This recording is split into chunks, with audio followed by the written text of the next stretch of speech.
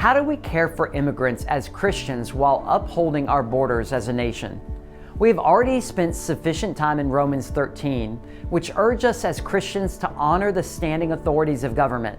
However, to best approach the understandably divisive subject of illegal immigration, we must now turn to Deuteronomy 10, 18, and 19. The Lord shows love to the foreigners living among you and gives them food and clothing. So you too must show love to foreigners, for you yourselves were once foreigners in the land of Egypt. Thus, while Romans 13 leads us to honor our standing government and operate in an orderly manner underneath the authorities over us, we must have compassion for foreigners among us, because truly we Christians are all foreigners to this world.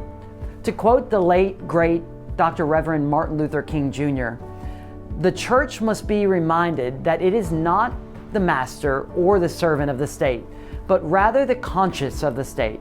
It must be the guide and the critic of the state, and never its tool.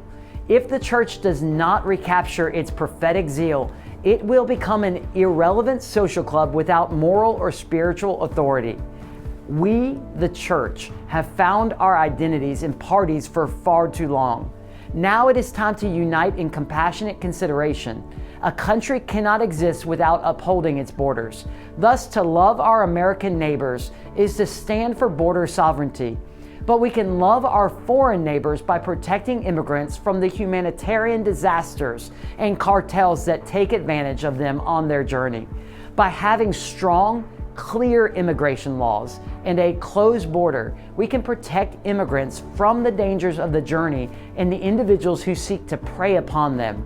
We can do all of this while using our own resources as citizens to provide for those in less fortunate nations.